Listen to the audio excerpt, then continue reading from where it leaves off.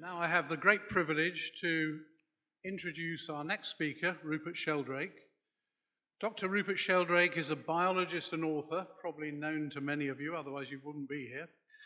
He was ranked among the top 100 global thought leaders for 2013 by the Duttweiler Institute, which is Switzerland's leading think tank. He studied natural sciences at Cambridge and went on to study philosophy and the history of science at Harvard University, before returning to Cambridge, where he gained a PhD in biochemistry. From 1974 to 1985, he was principal plant physiologist at the International Crops Research Institute for the Semi-Arid Tropics, ICRISAT, in Hyderabad, India. And while he was in India, he lived for a year and a half at the ashram of Father Bede Griffiths in Tamil Nadu, where he wrote his first book entitled A New Science of Life, which was published in 1981. There's also a new edition out now, I think 2009. He's perhaps best known for investigating unexplained aspects of animal behavior. For example, how pigeons find their way home, the telepathic abilities of dogs, cats, and other animals, and the apparent abilities of animals to anticipate earthquakes and tsunamis.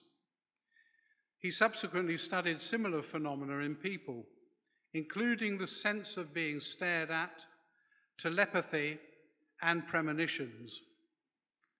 Although some of these areas overlap with the field of parapsychology, he approaches them as a biologist and scientist and bases his research on natural history and experiments carried out under natural conditions. And he's written several books on the subject, many of which will be on sale after the talk. His recent book, The Science Delusion, examines the 10 dogmas of modern science and shows how they can be turned into questions that open up new scientific possibilities. And his latest books, Science and Spiritual Practices, and recently published Ways to Go Beyond and Why They Work, are about ways of connecting with the more than human world through direct experience. And he's going to be talking about some of the ideas from these books tonight.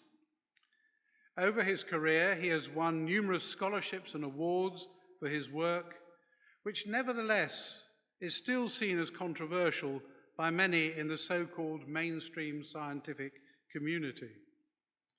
He's currently a fellow of the Institute of Noetic Sciences in California, of Schumacher College in Devon, and of the Temenos Academy in London. Please give a very warm welcome to our keynote speaker, Dr. Rupert Sheldrake.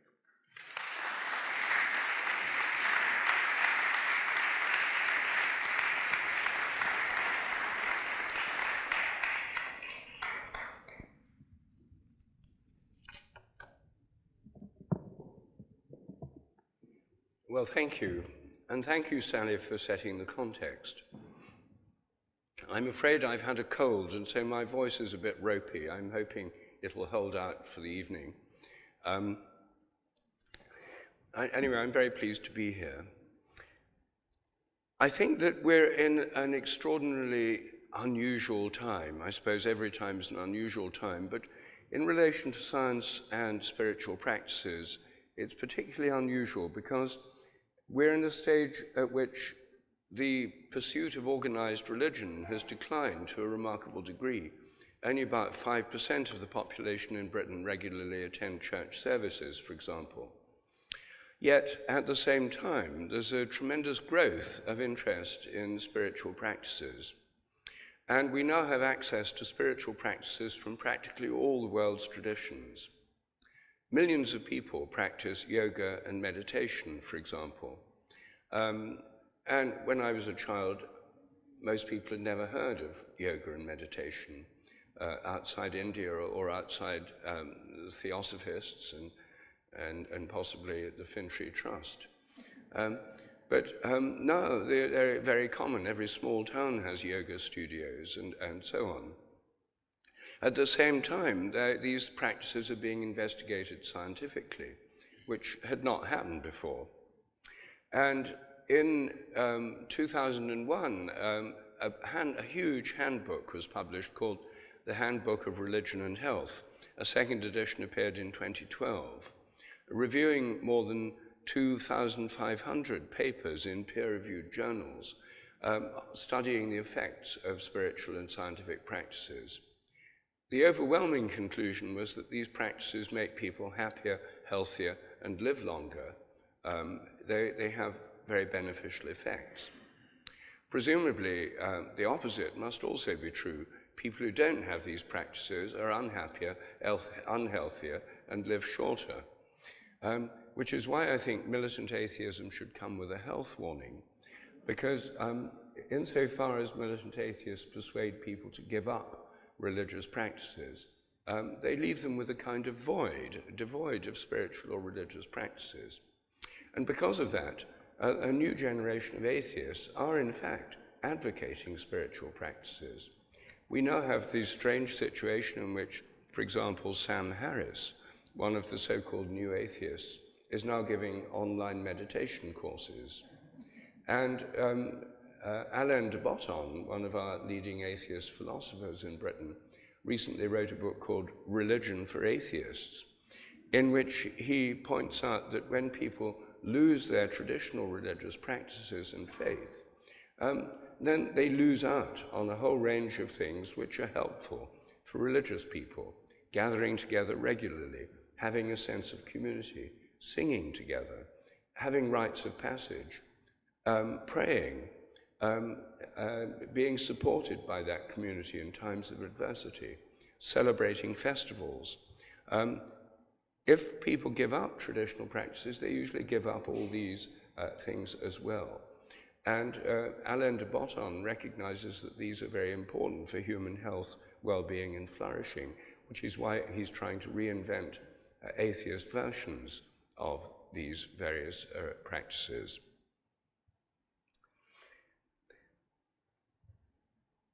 In my recent 2 books, I look at 7 different spiritual practices in each book, which have been studied scientifically and which are available to everybody, whether they're religious or not religious.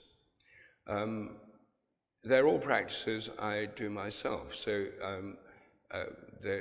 I chose practices that I have some personal experience of. There are many more. These 14 practices, there's 7 in each book, are by no means an exhaustive list.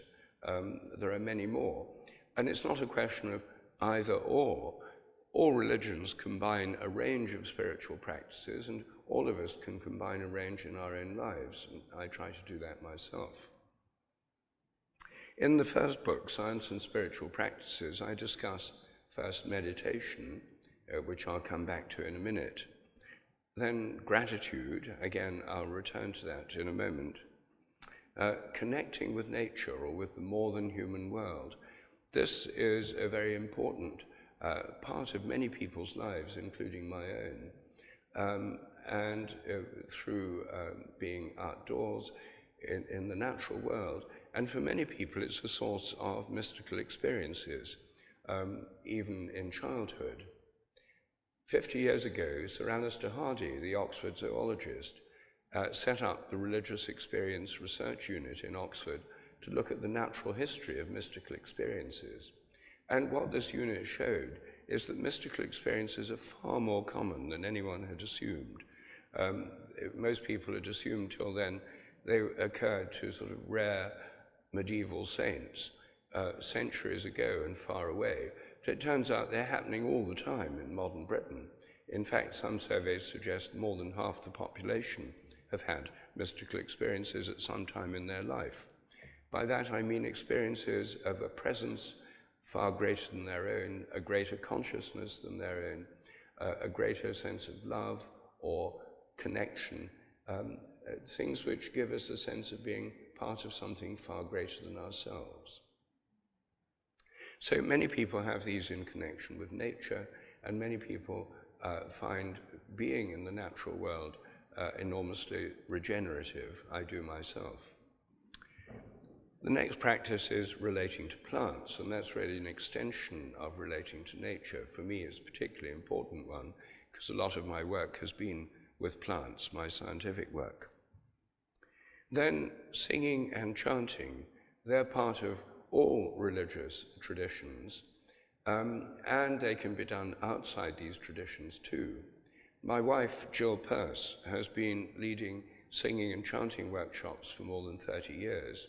And I've seen over and over again how people can come together, and after a couple of days chanting together, they emerge sort of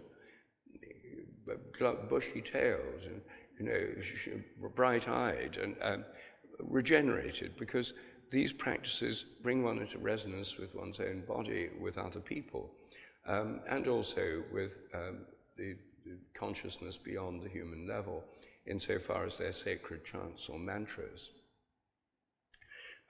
So that's, again, something that is very, very widespread. Then rituals, present in all traditions, and I'll come back to rituals later. Finally, pilgrimage, and again, I'll come back to that later this evening. So that's the first book, Science and Spiritual Practices. The second and most recent book has 7 further spiritual practices, and it starts with sports. Now, most people don't think of sports as a spiritual practice, but in the modern world, I think it's the principal way in which many people enter altered states of consciousness. One of the points of meditation is to bring you into the present. It's a matter of letting go of that discursive mind, of these anxieties, the thoughts, which are produced in the brain by the default mode network. That's the region of a chain of brain regions which are involved in the internal dialogue. And during meditation, this realm, these parts of the brain become less active. Well, they become less active much quicker in sports. In sports, you have to be in the present. If you're skiing downhill at 60 miles an hour and you start worrying or ruminating or fantasizing, you might go over a cliff and you'll be dead.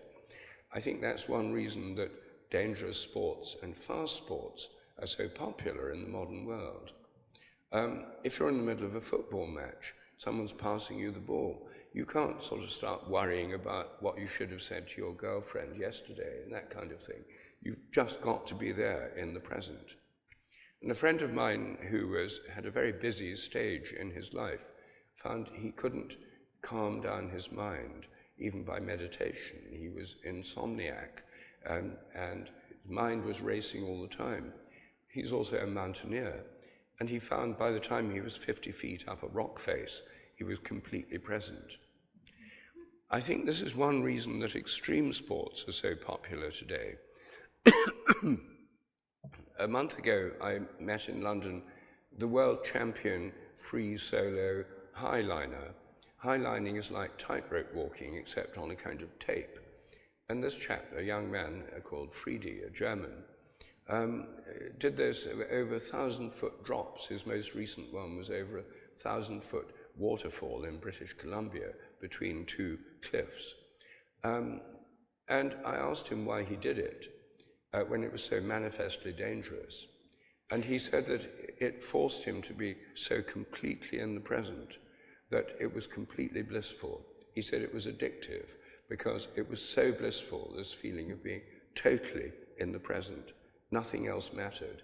He said it was for him a spiritual experience, and that's why he keeps doing it.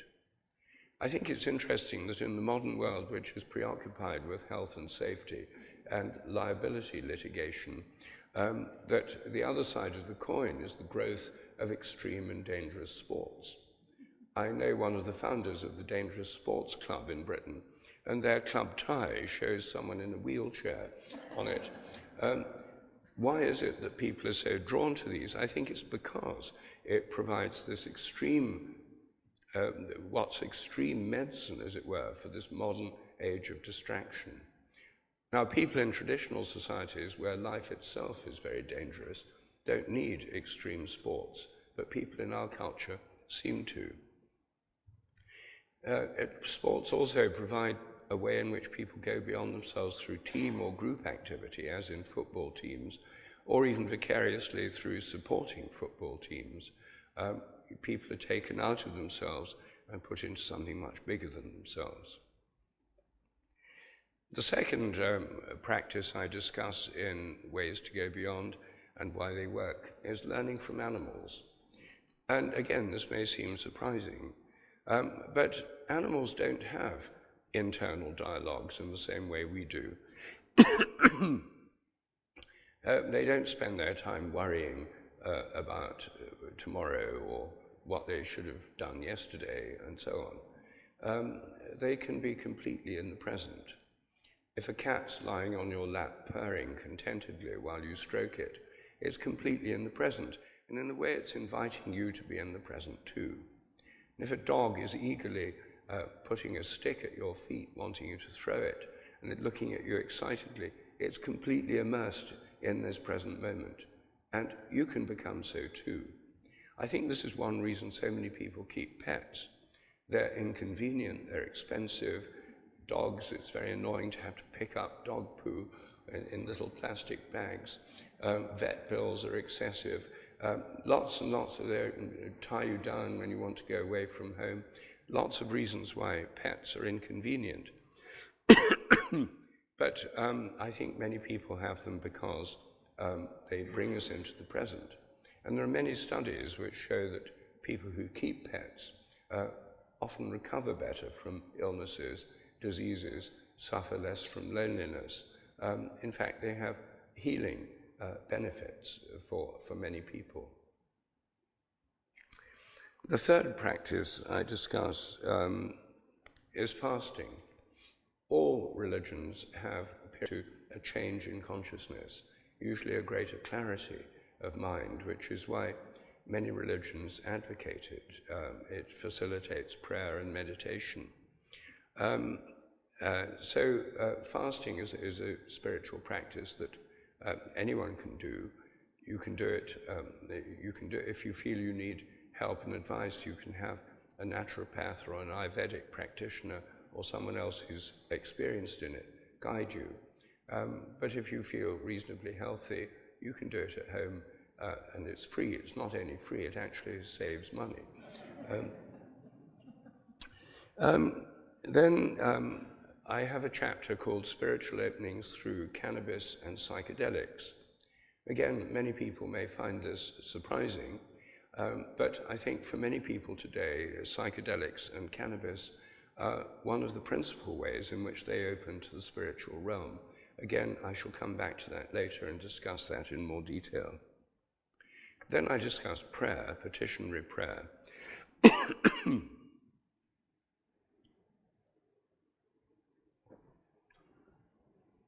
The kind of prayer where you ask for things. Again, I'll come back to that later, in contrasting it with meditation. I then discuss holy days and festivals, which are a very important part of all religious and indeed secular collective traditions. Holy days are holidays. I mean, it's the same word. And they're days when people stop working and can celebrate and be together. In the Judeo-Christian tradition, it's extremely important through the Sabbath. One of the 10 Commandments is about observing the Sabbath. Not working, not making your servants work, not making animals work, having a day which is free for worshipping God, celebrating with your family, making love, having fun. The Sabbath is a time to be free and together. And the Christians changed this to Sundays, Muslims to Fridays, but the basic principle is similar.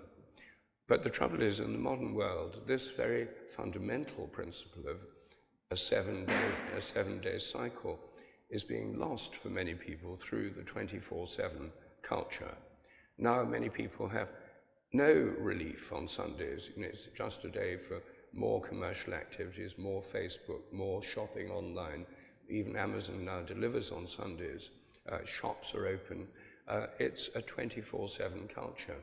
And this is very destructive of people's health and well-being. Scientific studies have now shown that people do much better if they have one day off.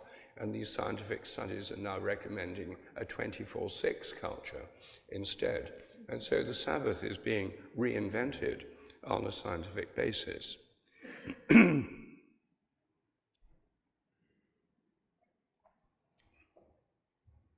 Finally, I have a chapter on being kind, because unless these spiritual practices enable us to be kinder to other people and do good and respond better to the world and help the world around us, then they can become purely selfish indulgences. So I think it's very important for this broader context. Well, now I'm going to talk first about gratitude in a bit more detail. Gratitude is present in all religious practices. Giving thanks is a very important part of all religions. And it's now been studied scientifically by the school of psychology called positive psychology. Positive psychologists are people who study what makes people happy, what enhances well-being. It's a new branch of psychology. It only became officially established about the year 2000. Until then, the principal aim of many psychologists was to understand what made people miserable. But what makes people happy is indeed an important source of study. And one of the things that positive psychologists found was by studying happy people, that happy people tend to be grateful people. Well, the critics said, well, of course they're grateful. They're grateful because they're happy. But the positive psychologists then wanted to find out, are they happy because they're grateful? So they did experiments, and one of them involved dividing groups of people into three. One subgroup wrote a list of things they'd been annoyed by in the previous week, hassles and problems. Another group wrote a short story based on the previous week. And the third group wrote a list of things for which they felt grateful in the previous week, good things that had happened to them. And the group that made the gratefulness list were measurably happier for days afterwards. The most effective gratitude exercise they found was writing a gratitude letter, a letter thanking somebody who'd helped you in your life through a friend, a family member, a teacher, someone who had been a great help but who'd not been properly acknowledged. So people wrote a letter giving thanks to that person, saying why they were grateful, and then went to that person and read it to them. People who did that were happier for at least 2 months afterwards. Gratitude is very, very effective. It changes people's mood, attitude, outlook, and makes them happier. Positive psychologists have also found that grateful people are not only happier, but more popular than people who are ungrateful. People, the opposite of gratitude is feeling entitled or taking for granted.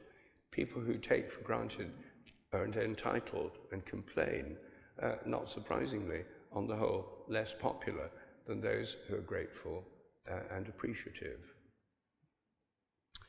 So in America, where any new trend becomes a commercial opportunity, gift shops there now have expensive, beautifully produced gratitude journals that you can buy to write down what you're grateful for in. But of course, you don't need to spend money on a gratitude journal. You can do it in any old notebook, or you can just do it under your, every day or every week, just thinking about it, what you're grateful for. And it's a very simple practice. It's very easy to do. Counting your blessings, it's not original. Another variant of this, I suggest 2 simple practices at the end of each chapter, is giving thanks before meals. Everyone used to do this, say grace before meals. Very few families still do it. It's considered old-fashioned, fuddy-duddy, out of date, and in any case there may be atheists present who'd be offended by it, so people just don't do it. There's a kind of awkward pause when people sit down to dinner, and then someone says, oh, do start, it'll get cold, or something like that, utterly banal. It's very easy to re-sacralize meals, or in our own family we hold hands when there's just a few of us before we eat silently, so we can each give thanks in our own way, or someone says a grace, or when there's a larger number of people we sing a grace together as a round, and it completely changes the atmosphere. The meal becomes happier, we feel more connected. It costs nothing, it doesn't take very long, less than a minute, and it makes a difference. Now, meditation is the spiritual practice that's been studied most. And in the 1970s, when meditation was popularized, partly through the Maharishi's transcendental meditation movement, partly through mindfulness meditation from the Buddhist tradition, scientific studies of meditation began. And what these showed was that people who are meditating, first of all, become more relaxed. It damps down the sympathetic nervous system, which is about flight and fight, fear and anxiety, and activates the parasympathetic nervous system, or the relaxation response. People's blood pressure goes down, they become more relaxed, people sleep better. There are many physiological benefits from meditation, and it enhances people's well-being and protects against depression, which is why in some parts of Britain you can now get a prescription for meditation from a psychiatrist instead of an antidepressant drug if you've got mild or moderate depression. This is because it's been found to work as well or better than antidepressant drugs with far fewer side effects, and of course it's cheaper, which is one reason the NHS is keen on it, and for very good reasons. Studies of people's brains when they're meditating have shown that the default mode network becomes less active, other regions of the brain become more active, and for people who meditate for long periods, like Tibetan monks, there are actual changes in brain anatomy. There have been many of these studies on meditators' brains, and I think it's partly because meditators are literally sitting targets for brain researchers. Much harder to study the brain of someone when they're skiing downhill at 60 miles an hour. There's no doubt they have all these effects. Now, what is the deeper reason for this? Well, most people in the modern world are perfectly happy to meditate because it leads to happier, helps them be more relaxed and enhances their life. And meditation is now very common. How many people here meditate? That's definitely a large majority.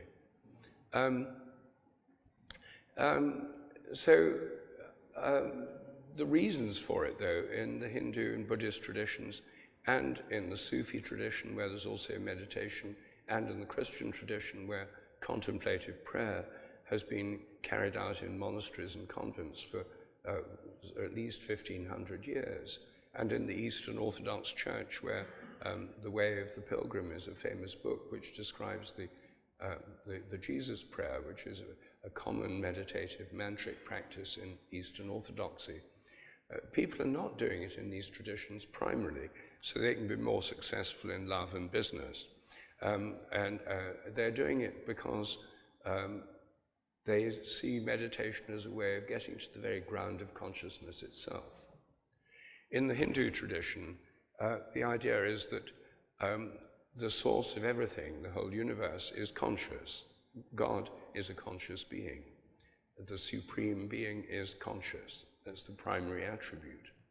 And that all consciousness within the universe is a manifestation or reflection of this divine consciousness. A familiar analogy that the Hindus use is of buckets of water at night. You can have hundreds of buckets of water outside on a moonlit night. And if you look in those buckets, in each bucket you can see a reflection of the moon. And it looks as if there are lots and lots of different moons. But actually there's just one moon reflected in each bucket. And so they say the one consciousness is reflected in each of us and in all the other conscious beings in the universe. And through meditation, by coming to the ground of consciousness itself, you can come into contact with the ultimate divine consciousness, which is inherently blissful, which is why mystical states are usually blissful, supremely joyful, and enormously powerful. Now, of course, most people, when they meditate, including me, don't reach those states all the time. In fact, for me, they're rather rare. Most of the time, I still have thoughts going through my mind. I try and I pay attention to my mantra and don't become attached to them. They float through the mind. The attachment can go down. I see it as kind of composting this inner dialogue and these thoughts. But there are moments when there can be moments when there's this sense of great peace, connection, and joy. So for atheists who meditate, it's all just about changing the way the brain's working. For those of us who are not atheists, it's about opening our consciousness to a greater consciousness. And I think that some atheists who meditate through their own experiences may actually change their view of consciousness. After all, the idea that consciousness is nothing but the brain is something most people accept on blind faith. No one's ever proved it. It's simply part of the materialist worldview. And when Sally referred to blind faith in religions, I myself am a practicing Anglican. I meet very few Anglicans who have blind faith. But the minute I enter a scientific institution, I find lots of people with blind faith, particularly blind faith in the materialist assumption that the mind's nothing but the brain. Well, we have a choice. In interpreting our own experience of connecting with a greater consciousness than our own, we can either trust our own experience, which is direct and is direct evidence, or we can put our faith in an intellectual theory, the materialist worldview, which has as its weakest point its inability to understand the nature of consciousness. Consciousness is the hard problem for materialism, as philosophers of mind describe it. So in meditation, although it can be a helpful practice without even thinking about its wider meaning, if you do think about it, it can be a portal to a much greater worldview if you're coming out of a materialist worldview. I myself was converted to the materialist and atheist worldview through my scientific education, and it took quite a while to come out of it. And meditation has been one of the things that's helped for many years. Now, I want to contrast meditation with petitionary prayer. Petitionary prayer is asking for things, and petitionary prayer is present in all religious traditions. But in the modern world, it's probably rarer than meditation. And how many people here pray as opposed to meditate? Well, that's interesting. You see, it's probably about 20% or maybe 30% compared with 90% meditating. I do both myself. And I think meditation is now much more common. 50 years ago, it would have been exactly the other way around. And I don't think one's right and the other's wrong. I think they're both important. In fact, I compare them to breathing in and breathing out. Meditation, I see, is a bit like breathing in. You let go of your concern with the outer world. Many forms of meditation, you close your eyes. And then the thoughts that are going through your mind, you detach from those by focusing either on your breathing or sensations in the body, as in mindfulness meditation, or a mantra, as in mantra-based meditation. Then you try to let go of those thoughts till you come to the basis, the ground of consciousness itself. So that's like breathing in. Now in petitionary prayer, it's working in the opposite direction. You start by connecting with a form of consciousness greater than your own, by invoking a greater being. Our Father, who art in heaven. Hail Mary, full of grace. Om Namah Shivaya. You start with an invocation of a greater being, and then you focus your intention in the context of that greater being on the things you want to ask about. You may want to ask for protection. You may want to ask for guidance. You may want to ask for healing for people you know and love, or for yourself. You may want to ask for help in examinations or in interviews or in giving a talk or whatever. People have many, many things they want to pray about and ask for, or for your pet animals to get better, or for safe journeys. In prayer, what you're doing is connecting a spiritual source with everyday concerns. Many of the things that you're praying about are quite mundane. But they're practical and they're important. And I think that we actually need both. I think if you only meditate and without any sense of prayer, then it can become a bit detached from ordinary life, and all those problems go on unresolved. If you only pray and don't meditate, then you're really involved all the time with outer problems, and you don't have that retreat into the calmness which is so refreshing. So I personally, I think it's important to do both, and I myself meditate in the mornings and I pray in the evenings before I go to bed. And because I pray about all the things that are worrying me, by the time I finish praying, I'm not worried anymore. I leave the problems to God. So you could think of this as a naive coping mechanism, but it actually works. And it means that I usually go to sleep quite quickly and don't worry, and find that it helps me in my life a great deal. There's also scientific studies that show that people who pray regularly tend to be happier and healthier. In one study in America of 65-year-olds, they found two groups of people who two groups of people matched for age, occupation, health status, etc.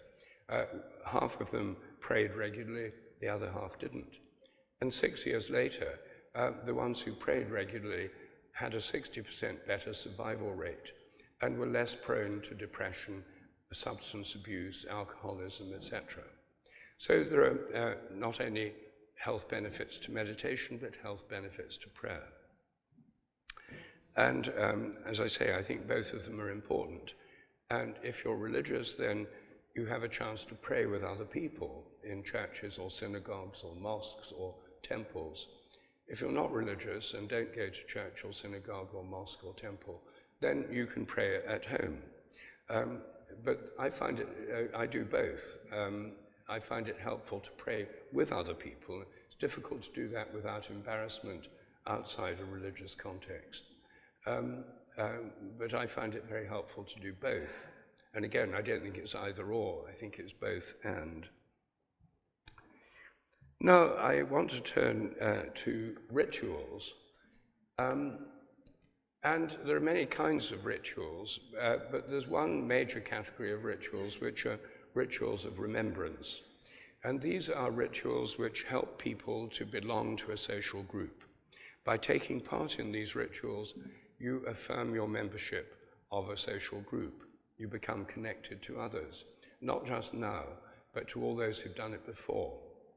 For example, in America, shortly, they have the Thanksgiving ritual. It's a national ritual rather than a religious one, although it is Thanksgiving to God, but it's not in a specific church. It's a national ritual. By taking part in this Thanksgiving dinner, Americans affirm their identity as Americans, and they connect with those who've done it before them, right back to the first Thanksgiving dinner of the first settlers in the New World who gave thanks for surviving a year, their first year in the New World, against many adversities. And this is part of their national ritual. Without doing it, they wouldn't feel as American. And for new immigrants to America, through taking part in this, it helps to integrate them into the tradition of being American and affirms their American identity. For Jewish people, taking part in the Passover ritual is, again, a way of affirming their identity as Jews. By taking part in this, they affirm their identity as part of a Jewish culture and tradition. And in the Passover dinner, there's always the telling of the story of the first Passover on that fateful night in Egypt, when the Jewish people, under Moses' instructions, killed a lamb and smeared its blood on the lintels and the doorways of their houses to protect them, and then ate it in haste with bitter herbs, because that night the firstborn of the Egyptians and of their cattle were killed, and they were spared, but they were passed over. And then the Pharaoh said, "Go, I don't want you here anymore." And it was the beginning of their journey to freedom through the wilderness to the Promised Land. And that story is reenacted every year in the Passover dinner with lamb and bitter herbs and the telling of the story. The Christian Holy Communion itself, a Passover dinner, reenacts the Last Supper of Jesus with his disciples. And those who take part in it enter into communion with those who are sharing that meal with them. It's a shared meal, a sign of communion or eating together, and are also connected with all those who've done it before them, right back to the first Holy Communion, and with those who'll do it afterwards. So rituals connect us across time with the myth, the founding story of the group, with other members of the group, and with all those who've done it before. In every culture we find rituals, and rituals have a conservative character. The ritual has to be done in the right way, and the ritual languages are very often very conservative. The rituals of Brahminic India are in Sanskrit. The rituals of the Russian Orthodox Church are in Old Slavonic. Jewish rituals are in Hebrew. The rituals of the Coptic Church in Egypt are in ancient Egyptian, the only form in which that still survives today. And the ritual gestures are also conservative in the format of the ritual. Why should this be so? Well, I think there's a scientific basis for this. This is in my own hypothesis of morphic resonance. I don't have time this evening to go into the nature of this hypothesis. I'll just very briefly summarize it. I know it's provocative and so on, and if you're not familiar with it, it's going far too fast. But for those who aren't familiar, I just want to give a flavor. It's basically the idea there's a memory in nature. Nature is governed by habits, which build up as the cosmos evolves. The conventional scientific theory is that all the so-called laws of nature were there at the very moment of the Big Bang, like a kind of cosmic Napoleonic code, and they've never changed since then. What I'm suggesting is that they actually evolve along with nature, and the word law is intensely anthropocentric. Only humans have laws. Modern science is deeply anthropocentric, obsessed with human metaphors, laws, and machines. Only humans make machines. Habit is a much more general metaphor. Lots of creatures have habits, not just us. And so I think there's a kind of memory in nature. Each species has a kind of collective memory, a bit like Jung's idea of the collective unconscious. And when Sally reminded us about Jungian archetypes, I would see those as examples of this collective memory in our collective unconscious.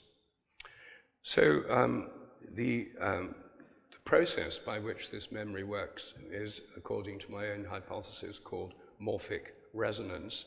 Morphic means shape or form. Resonance means an automatic connection with similar patterns of vibratory activity. So anything similar in the present will resonate with previous similar things in the past. So a baby giraffe, as it grows up, will resonate with previous giraffes.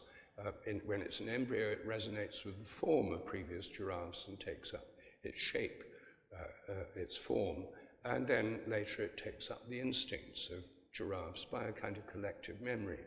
The genes enable it to make the right proteins, but they don't explain its form or behavior. This is obviously a controversial theory, but it sheds a lot of light on rituals, because by doing rituals as similarly as possible to the way they've been done before, then I think the people who are doing them come into morphic resonance with those who've done them before, and there's literally a presence of the past through the ritual, which is just what people think they're doing when they're carrying out rituals. And so I think this makes very good sense in the light of morphic resonance.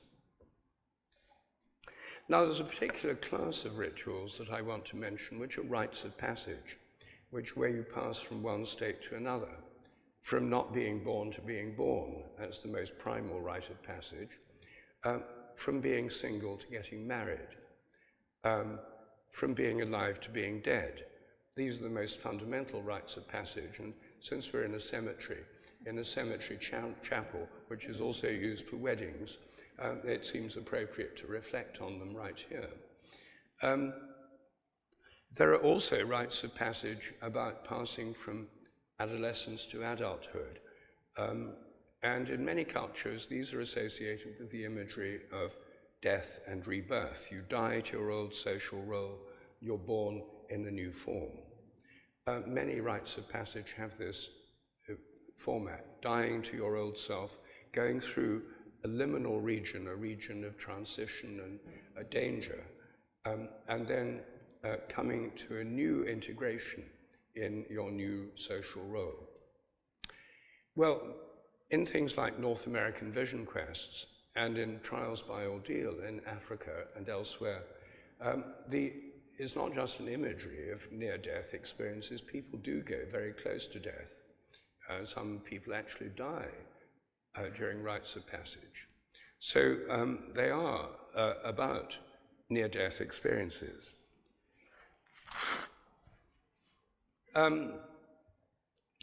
So we actually know a lot more about near-death experiences now than people did before, thanks to scientific studies. Near-death experiences are much more common than they ever were before, thanks to modern medicine. Many people who would have died of coronary failure or of accidents don't die now. They're resuscitated thanks to modern medicine, accident and emergency rooms, and coronary resuscitation. And many people who've been resuscitated say they've had near-death experiences.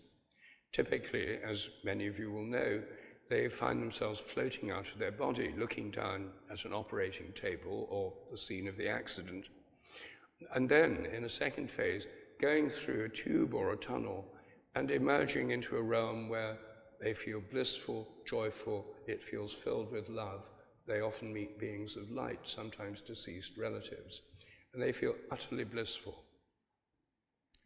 But it doesn't last because it's only a near-death experience, so sooner or later, usually sooner, they have to go back into their body, and then they can talk about it afterwards. Now, many people have had these experiences, and most people who've had them say that it's changed their life. Follow-up studies of people who've had near-death experiences show that many of them say that they've lost the fear of death, they've become much more spiritual, much keener on helping other people, and many of the people in their families say they've noticed this big change that's come about through a near-death experience. So near-death experiences can be transformative. They are transformative for many people. Now, what I'm going to suggest now is that some rites of passage deliberately induce near-death experiences precisely because they're so spiritually transformative. And the one that I think is most familiar, at least in name, to us in our Western culture is baptism. St. John the Baptist, as the New Testament tells us, was baptizing people on an almost industrial scale.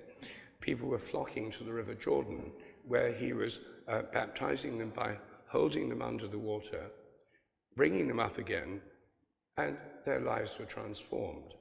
It was the first great spiritual awakening for Jesus himself, according to the New Testament. That was the moment when he first became aware of his intimate connection with God. That was his spiritual rite of passage, baptism. Now, this is usually interpreted as symbolic death and rebirth, death by drowning, and rebirth symbolically. But why settle for something that's merely symbolic if you can have the real thing? It only takes a couple of minutes longer. And What I'm suggesting is that John the Baptist was a drowner, and that he held people under just long enough to induce a near-death experience. And then their lives were totally changed, really changed. Not just imagining a change, but changed through an experience. Now, of course, he may have lost a few,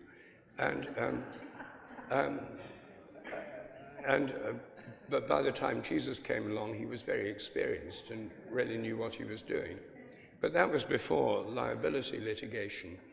And so I think that when we see it in the light of a near-death experience that was induced, deliberately induced as a rite of passage, it makes complete sense.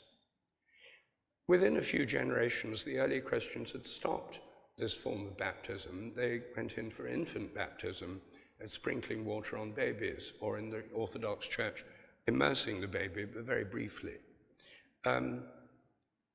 So this was lost, this particular rite of passage. But in the ferment of religious fervor in the Reformation, one group of people, the Anabaptists, reinstituted this. They read the New Testament, they saw that this was something that had been done, and they wanted to do it again. And they started baptizing by total immersion. And the Anabaptists were unique among Christian groups at the Reformation, and that they went around, most members of their group had undergone a personal transformation, a deep mystical experience. What they said was that they died, they'd seen the light, and they'd been born again. I think they really had. And I think for them this was a really powerful experience. It didn't go down well with Orthodox churches, either Protestant or Catholic, and they were persecuted all over Europe, which is why, as soon as they could and the opportunity arose, many of them emigrated to America, where they founded the Baptist churches that still exist there, including the Mennonites and the Amish. And these are the groups of Christians which still to this day talk about dying and being born again and seeing the light. You very rarely hear Anglicans or Catholics talking like that, but Baptists talk like that all the time, because for them, this conversion experience as a rite of passage is a living tradition.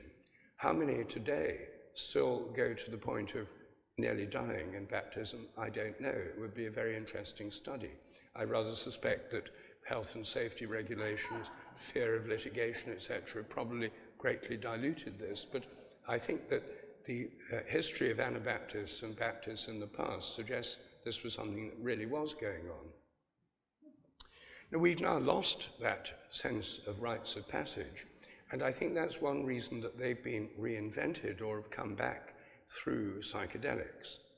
Many young people today take psychedelics, often in very ill-advised circumstances, because they want to experience a change, a transformation of their minds. When I was at Cambridge, I was a don at Cambridge in 1970. I first took LSD. At that time, I was an atheist and a materialist. And I had an experience which was completely mind-blowing. It totally expanded my mind, and nothing in my scientific education had prepared me for this. And it made me think about the nature of consciousness as never before. And it's one reason I took up transcendental meditation. I wanted to explore consciousness without the need for drugs. I had a kind of near-death experience. I felt I was dying. Then I felt myself coming up through water, breaking out of the surface.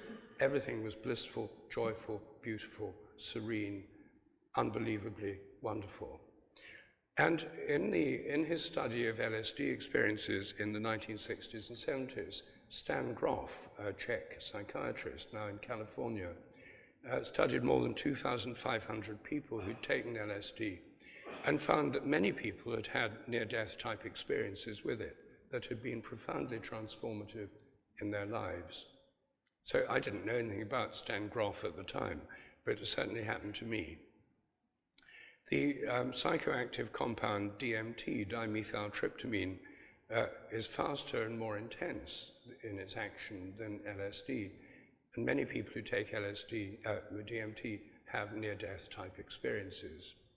So do some who take ketamine in high doses under proper controlled conditions. So I think that what's going on today is that quite a lot of people are actually having conscious rites of passage that are shocking them out of a kind of materialist worldview and their blind faith in materialism through psychedelics. And of course they have dangers, and of course they're often done in very bad conditions. It would be much better if people did them under proper supervision, like a real rite of passage with a ceremony of reintegration at the end of it. But this is actually now happening. There are now legal Psilocybin Retreats in Holland where magic mushroom sclerotia, the underground part of magic mushrooms, are legal. And British Psychedelic Society organizes weekend retreats. You go to a nice rural retreat center, there's an experienced leader, you meet members of the group, you prepare for it, you take the mushroom, then you have time to journal, to write down what's happened, to small group discussions, reintegration, and then you're back at work on Monday morning in England. These in a more religious context, ceremonies involving psychedelics are probably most common in the context of ayahuasca, a shamanic brew from the Amazon that contains DMT and an inhibitor of monoamine oxidase that makes DMT effective by mouth, which normally it isn't. Thousands of people go every year to Peru and elsewhere in Latin America for shamanically guided ayahuasca experiences. And there's also, interestingly and surprisingly perhaps, ayahuasca churches which have emerged in Brazil. Catholics sent missionaries into the Amazonian region where the indigenous people traditionally took ayahuasca as a psychoactive shamanic substance for healing and for visions and for rites of passage. And within a few generations, what evolved is psychedelic churches. Santo Daime is the best known of them. There's another one, Union de Vegetal, but there are other ones too. The Santo Daime Church is explicitly Christian, and in its ceremonies, which I have been to myself, it starts with prayers. Then there's a communion, a kind of chalice with the brew, and people go up one by one and take the ayahuasca ritually within the ceremony. And then the whole group sings together and stays together. It's not individual tripping. There are periods of quiet and concentration, but it's a collective celebration which is very bonding for those who are present. It makes this psychoactive substance part of a religious ritual with a kind of visionary quality. And in this case, it's specifically in a Christian framework. Since I'm a Christian and I'm interested in psychedelics and I'm interested in an animist worldview, Santo Daime ticks all the boxes. I think of these churches as a bit more like the sort of Franciscans or the Benedictines or the Dominicans, orders, religious orders, which have the ability to help people go on retreats with them to have experiences, but not as something you'd want to do every week or anything like that. It's much too intense.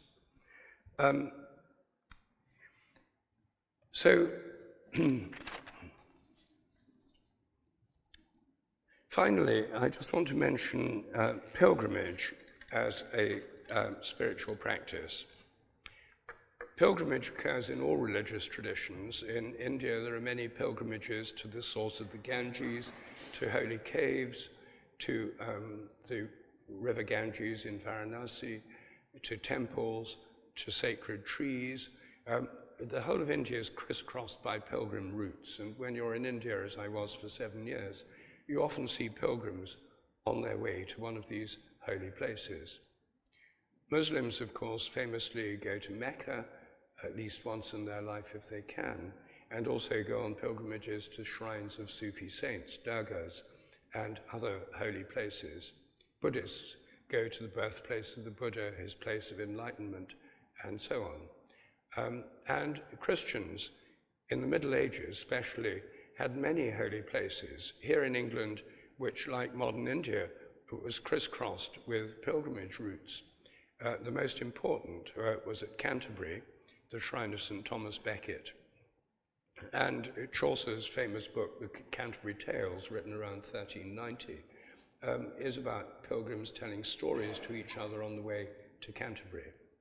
Our Lady of Walsingham, the shrine in Norfolk of the Black Madonna, was another of the great centres in Britain. And there were many other holy places that were centres of pilgrimage as well.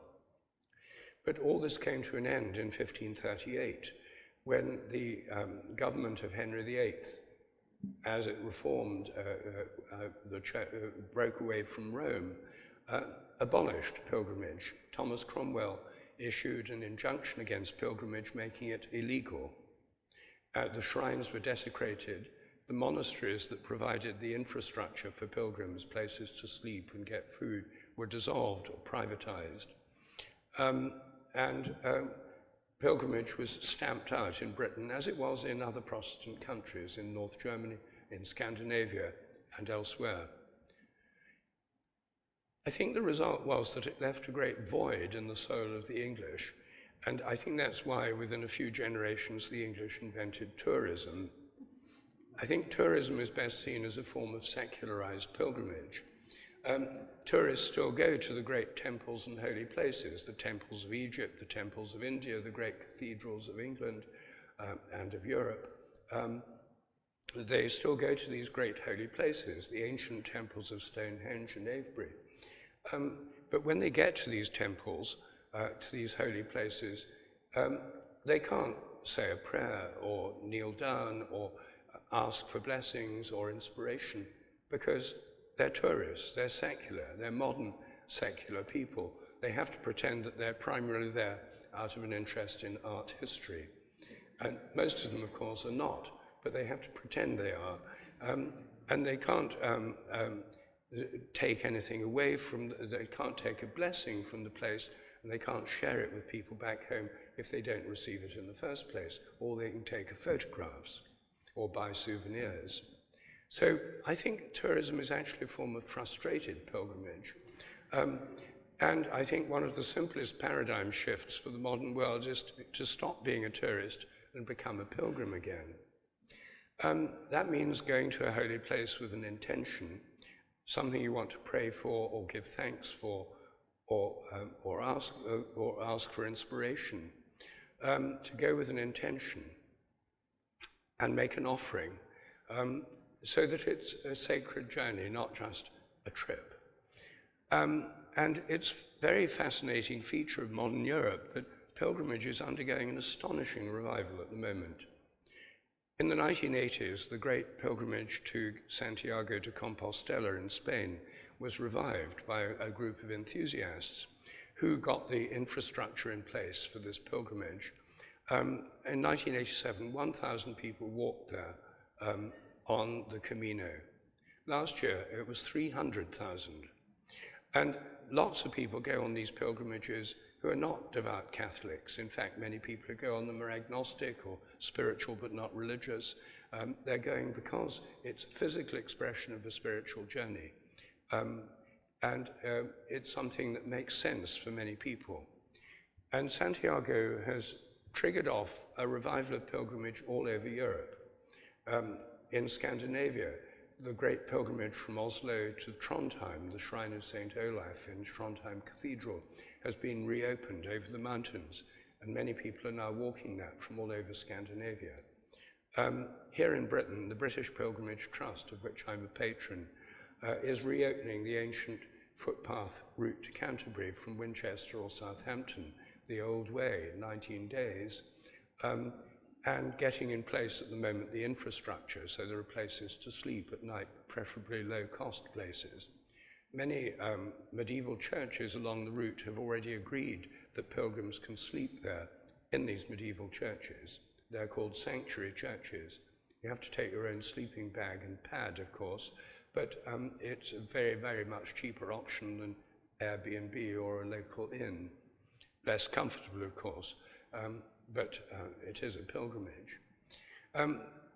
Also, just last week, the British Pilgrimage Trust released details on the British Pilgrimage website, britishpilgrimage.org, of one-day pilgrimage routes to all the cathedrals in Britain. And this is a very accessible and easy way to do a pilgrimage. I myself do it every year with a teenage godson. When he was 14, I didn't know what to give him for his birthday, which is in June. And I didn't want to give him stuff. I stopped giving stuff because most people have got too much stuff. I now try and give experiences instead. And I thought, what might be suitable? So I said to him, look, my offer is this. We take the train from London to a village called Chartham. We get off at a small request stop in this village. We then walk the last 8 miles of the North Downs Pilgrim's Way to Canterbury through meadows, orchards and woods on footpaths. We visit the healing well of the Black Prince, about 2 miles from Canterbury. We then walk into Canterbury, we walk round the cathedral, circumambulating it before going in, which is what you do in India. You always walk round a temple first to make it the center. I said, then we go in, we go with an intention. We light candles at the shrine. We say our prayers and make our requests. Then we have a cream tea. Then we go to choral evensong, this beautiful evening service sung by the choir in all our English cathedrals every day, or practically every day, weekdays included. And then we go home. I said, would you like to do that? Without hesitation, he said yes. And we had the most blissful day. And then when he was 15, we walked to Ely Cathedral from Waterbeach, getting off the train at Waterbeach along the towpath of the Cam, the River Cam. When he was 16, Lincoln, 17, Wells, 18, Winchester, and this year, 19, Chichester. In each case, following a similar thing, walking 7 or 8 miles on footpaths. Blissful connection with the countryside. It just works much better than just a stroll or a ramble in nature, because you somehow feel much more connected to the place. And then these marvelous cathedrals, which are kind of portals for the divine. I like all sacred places in all traditions. They're joint meeting places of heaven and earth. So if any of you feel inclined to do this, I'd strongly recommend a one-day pilgrimage as an easy way into this pilgrimage experience. If you go to britishpilgrimage.org, you can find a mouth-watering selection of routes. And here, near Bristol, I mean, there's one to Bristol itself, to Bristol Cathedral. There are also wonderful pilgrimages. There's one to Bath, a water pilgrimage to Bath that takes in holy wells and all the way to Bath. There's a pilgrimage to Wells and to Glastonbury, and indeed there's one that goes from Glastonbury to Wells or vice versa.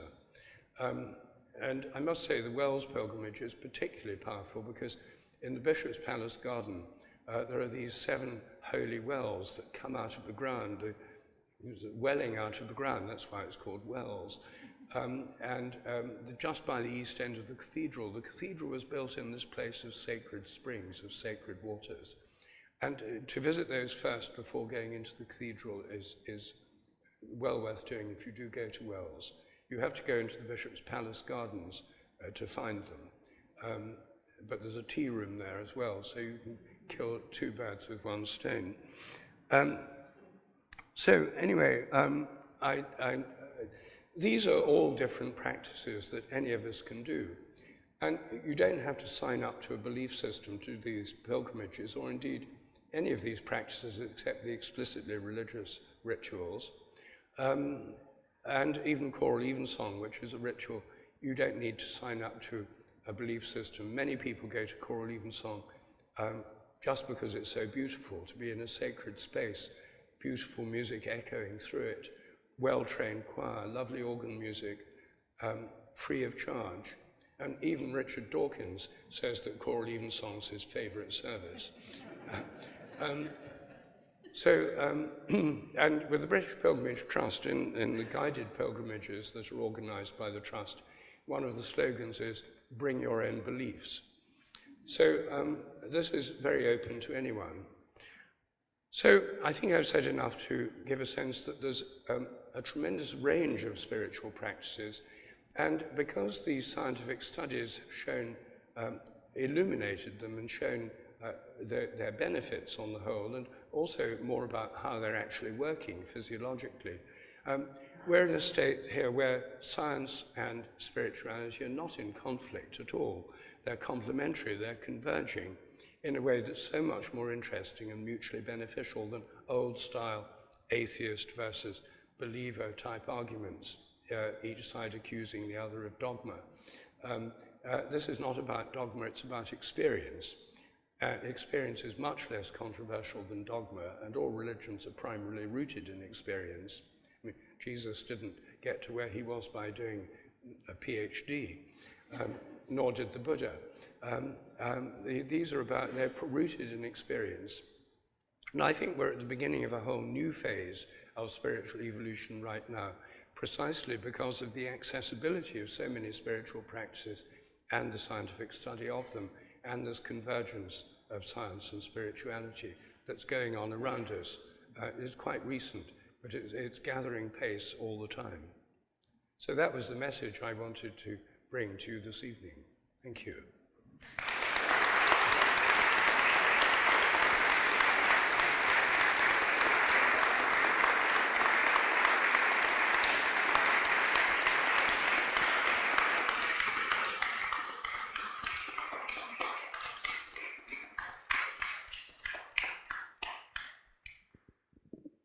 So, a big thank you to Rupert for coming all the way down from London to the Wild West to talk to us this evening. And I also want to thank a couple of other people just before we take some questions. I want to thank David Glowacki, who we were struggling to find somewhere that would actually host Rupert, because neither the scientific community nor the religious community were terribly keen on him. So we got several rejections saying, oh no, he's not Christian enough, oh, he's not scientific enough. But luckily, David Glowacki suggested that we try the Arnus Vale, so here we are. So thank you for that suggestion, David.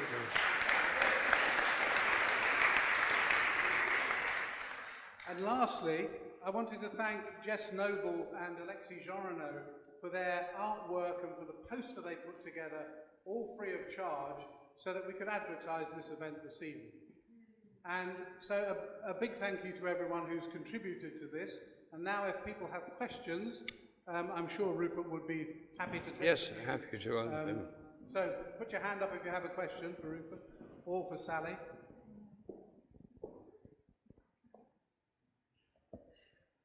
Can you say your name, perhaps, and then what the question is? So my name's Jeff Webb, and the question is, well, first of all, thank you very much, Rupert, for your dazzling talk. As you said, it seems it could well be that we're on the threshold of perhaps a new, movement into spiritual and combined with modern life. But do you have any vision or visions of what might develop in the sort of future, the sort of near-term or medium-term future? Sorry, I didn't quite get the question. It sounds very hard to hear. Oh, sorry. Can you hear now? Yes. Yeah. It was about, do you have a vision for the future of our sort of spiritual development? Well, yes. I mean, the reason I wrote these two books is precisely because I think there is a future for our spiritual development. Now, exactly what form it takes, I don't know. I mean, I myself... well, let's say we start from a position where a lot of people are not religious, but there is this great interest in spirituality. So I think there's no doubt that we'll see an evolution of spiritual interests of every kind. But I think one of the questions is to what degree they'll be expressed collectively or whether they're just individual. Now, the point about New Age spirituality is it's very individualistic. Each person has a kind of smorgasbord selection of a bit of Native American shamanism, a statue of the Buddha, possibly a Blessed Virgin Mary, incense, shamanic drumming from a mixture of a dream catcher, crystals. So it's an individual pick and mix selection, which is fine. I mean, I'm sort of slightly guilty of some of that myself. But the trouble is it's very individual. And obviously many practices are individual. Meditation you do on your own primarily. I find connecting with nature is much better on my own. If I'm with someone else and we start chatting, the whole natural environment sort of fades into the background. It's much more present if I'm there on my own in the natural world. So some of them are best done on one's own, but others are best done collectively. Singing and chanting together is best done in groups. The celebration of festivals and holy days is best done in groups. Prayer can be very powerful when done in groups. And so then that means either relating to existing religious traditions or inventing new ones. And there is an attempt. Alain de Botton is trying to create an atheist church. And the Sunday Assembly is an atheist church who now has about 70 branches in Britain of people who don't want God but do want to sing together and tell uplifting stories and have a sense of community. So there's various ways in which it can be done.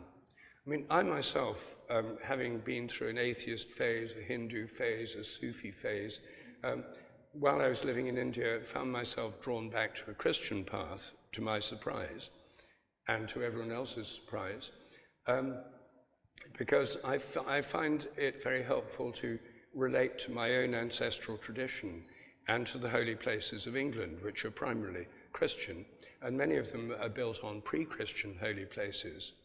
But I feel the connection with the holiness of the place more strongly in, say, in cathedrals built on pre-Christian holy places than on purely pre-Christian holy places that are looked after by English heritage and, like Stonehenge, where it's primarily a tourist site and there isn't a kind of living tradition of ritual, prayer, chanting, and so on.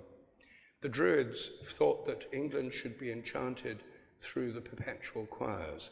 There should be choirs chanting every day to keep our land enchanted. And actually it is enchanted through the perpetual choirs of choral evensong in all our cathedrals. So I think even if one's been put off the Christian tradition irreversibly, or if one comes from other traditions, I myself think it's important to come to terms with one's own tradition, even if one doesn't become part of it again, because otherwise there's a kind of break with ancestors, break with tradition, which, if not healed, is not necessarily very good for us. It's better to heal it. And I myself think that people who come from Jewish backgrounds would do best to connect with the deeper and more spiritual aspects of Judaism, from Muslim backgrounds with the sort of Sufi mystical tradition. The Hindu tradition's got plenty of mystical strands. And in the Christian tradition, reconnecting with the Christian mystical tradition and the mystical theology of the pre-modern era, which is much closer to a sense of living nature and is very integrative philosophy. That's my own view. And it may be that there'll be other ways of integrating all these things. Pilgrimage is one good way of doing it, actually, because it connects to holy places, it connects to nature. And some pilgrimages, for example, in Leicester, to Leicester Cathedral, also include Hindu temples and mosques. So they can also be integrative of different religious traditions on the same pilgrimage.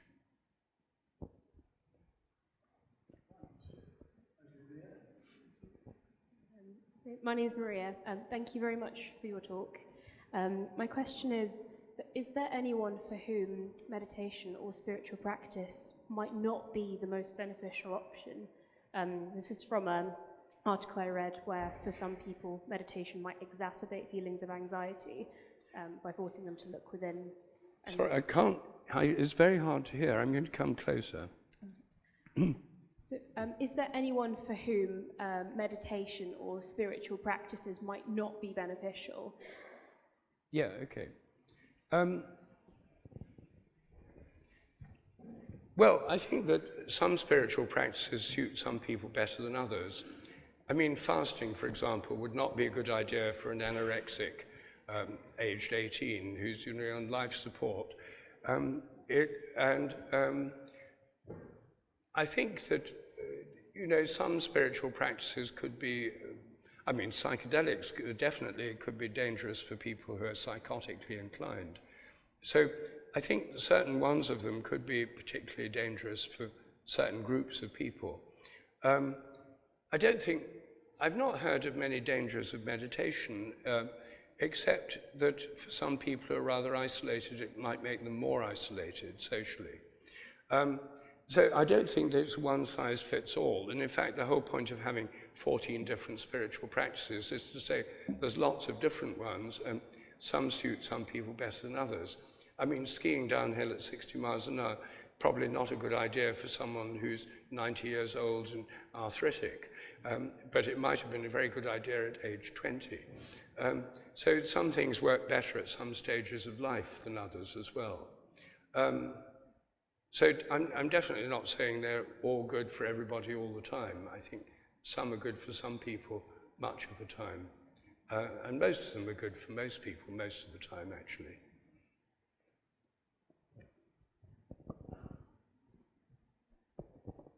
Hi, my name is George. Thank you for a really interesting speech. Another question about the future. I'll pause. Can you hear me?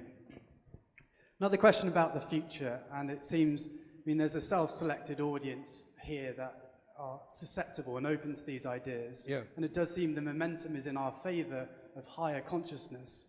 But the first speaker talked about the kind of crisis and the urgency that we have around this, and many young people feel that.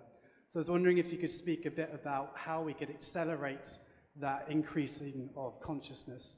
And in particular, is there a language that we can use that can touch the masses rather than just people who are already inclined to believe in this sort of stuff? Yes. Well, I think that's a very important question. I think there are certain things about existing traditions that do touch lots of people. For example, in the Middle Ages, every parish in England had a patronal festival on the day of its patron saint, when the whole village would celebrate. It was a holiday and a celebration. You still see this in Italy and Spain with their patron saints. The Puritans in particular, and the Protestants in general, were rather against these celebrations. They thought they were occasions for immorality. No doubt they were. And they suppressed many of the festivals. They even tried to suppress Christmas and failed with Christmas. But even in the 19th century, there was an attempt to suppress Christmas. Charles Dickens's famous Christmas Carol was part of a Christmas revival movement. It wasn't a foregone conclusion at all that this would become the festival we know today. And what we've seen is a revival of popular support for festivals. Halloween is a case in point. Halloween is the eve of the Feast of All Hallows, or All Saints, November the 1st, and All Souls, November the 2nd. And those, of course, are major festivals in Catholic countries. All Saints is a public holiday, and All Souls Day is the Day of the Dead, which in Mexico and in other Catholic countries is a massively popular festival involving young people, old people, everybody. Halloween, which has undergone a remarkable revival in Britain, it was suppressed after the Reformation.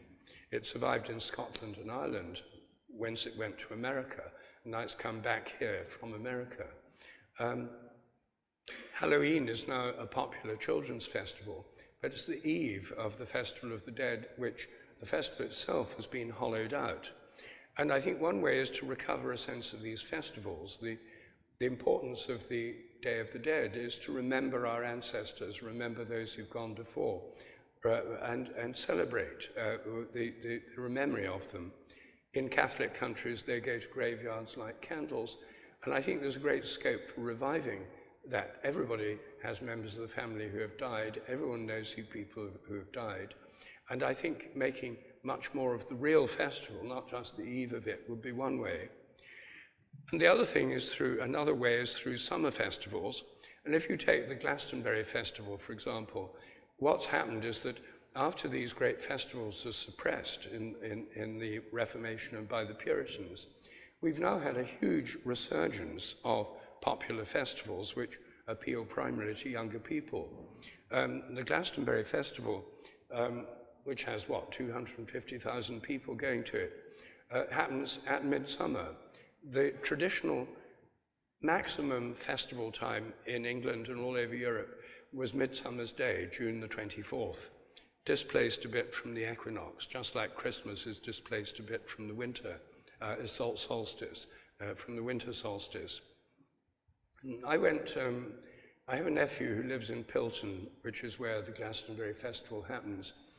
And a few years ago, he invited me to the festival and said I could stay in his house. And that made it a much more attractive proposition than a mud-filled tent. So I went to the festival with my Wellington boots, which turned out to be very, very necessary. So I was able to sleep in his house. And on Sunday morning, as is my custom, I go to church wherever I am on Sunday morning, which means I get to visit all sorts of interesting and unusual churches. In this case, I just went to the parish church of Pilton. And it was, it was June the 24th. It was the feast of St. John the Baptist. The Glastonbury Festival was in full swing. And when I walked into the parish church, on the notice board, I was amazed to see it said, the parish church of St. John the Baptist, Pilton. And so I said to the vicar after the service, you've got the biggest patronal festival in England. 250,000 people celebrating in your parish. And he looked a bit blank. He hadn't really thought it through. But I think it's true that what's happened is we've reinvented these festivals in another form. So I think that's one way in which people are already engaging in a very popular way through festivals. Pilgrimage is also quite attractive to a lot of young people. And a new initiative that's starting this coming year is that in some schools, particularly in year 6, in primary schools, some primary schools are trying something new this year. When children leave primary school, they're starting a whole new phase of their life. They're going to a secondary school, everything is going to be different. They need a kind of rite of passage. And some schools this year are now going to take their year 6 on pilgrimages to a local holy place, walking for several miles as far as the children can. I mean, it has to be calibrated to the abilities of the children of that age. But having pilgrimage as a kind of rite of passage for year 6, I think is a very, very good idea. That could catch on. It hasn't happened yet, but if it's successful in the schools, it's going to happen in this coming summer. It could catch on in a big way.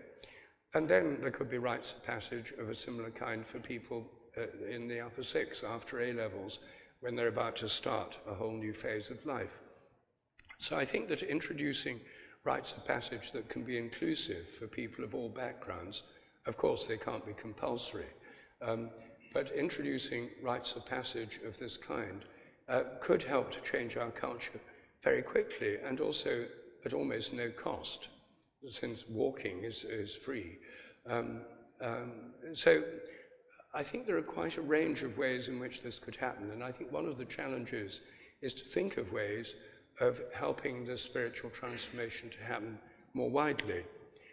One of the points of recognizing sports as a spiritual practice is, I think, that that already has a massive popular following, and it might help people to see that there's actually more going on than which team wins, and actually recognize in their own experience something that's taking them beyond their own limited personal narrow concerns. So it's simply reframing sports and reframing what happens when you keep a dog or a cat could affect millions of families in Britain, even if they're completely detached from any religious tradition, because these are meaningful things for many people.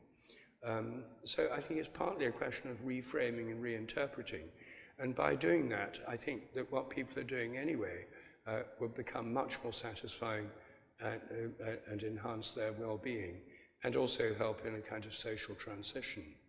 Connecting with nature is another one, of course, and now many, well, in some parts of the world, in Northern Ireland and in parts of England, there are now major initiatives for forest schools and outdoor learning without walls, where children are taught outdoors, much more experientially than everything just being in classrooms.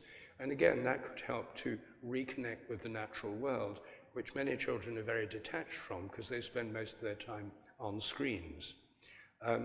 So I think there's all sorts of possibilities and initiatives here.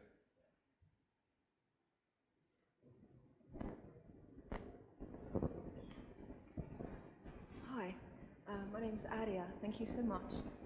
So my question is, another futuristic question, just to keep it on the vein, is how do you see the future interface, fusion, or possible collision of, you talk about the morphic resonance and how I've always seen it that we have a native Wi-Fi,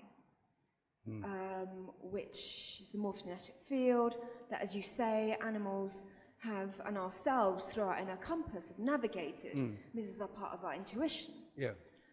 And now that obviously we're progressively moving into a more kind of, maybe I won't go into transhumanism, but into a field of, you know, high-paced Wi-Fi, which for me, you know, many contend, including myself, could and does interfere with our native Wi-Fi. And I personally, even though this, you know, high-speed train of technology, you know, is pushing us in that direction, I'm extremely concerned, being, you know, knowing I'm quite sensitive to it, although it doesn't really affect my biological, you know, health. But I know many hypersensitive people, and so, you know, as a spiritual practitioner, as a magician myself, I'm also really wondering, you know, how much that's going to affect our native electromagnetic field, our native Wi-Fi, and potentially our soul sovereign potentiality, our cities, however one you can call it. Yeah. Yes. Well, I mean, there are several levels to this, aren't there? One is the possibility of actual physical damage caused by, especially 5G when it comes in. We're going to have, you know, 30,000 satellites. There's already 20,000 new ones being put up, beaming down everywhere on Earth, masts every 100 yards, much stronger signals. What will this do to people? And mobile phones beaming things into your brain. I mean, or men carrying them in their pockets, and with a rise in infertility. I mean, personally, I don't have a mobile phone. You know, I just don't want to be irradiated all the time. And I also don't want people to ring me up all the time, so it's partly selfish. There's that level, and who knows, I'm not an expert on these, and I don't think anyone is. I think the whole human race is being subjected to a massive experiment without any control conditions, and driven simply by a blind faith in the advance of technology and progress. I think the use of all these social media and instant interconnection is, I mean, it can have good effects, but I think the main effect for most people is constant distraction. And that is definitely a downside for any kind of spiritual or mental balance. I think one of the things that in my discussion of holy days and festivals, I think one of the important things is to have a kind of technological Sabbath. I myself, on Sundays, try not to do emails or spend time with my computer or work or interact with sort of electronic media. Just be present with my family and walking outdoors, going to services, singing, music. I think that having a technological Sabbath is important for everyone's health and sanity. And that's something over which we all have some control. There's no reason any of us have to be available every single day to everybody who wants to get in touch. I mean, unless you're a doctor on call or something like that. But even doctors on call have holidays when they don't have to be on call. So I think all these things are potential problems, but one of the things that I find most interesting is that, as a matter of fact, some intuitive skills are actually evolving alongside technology. The one that interests me most is telephone telepathy. Ever since telephones were invented, people have had the experience of thinking of someone who then rings up, and they say, "That's funny, I was just thinking about you," or knowing who it is before they answer the phone. Most people have had that experience. How many people here have had that kind of experience with phones? Well, that's almost everybody.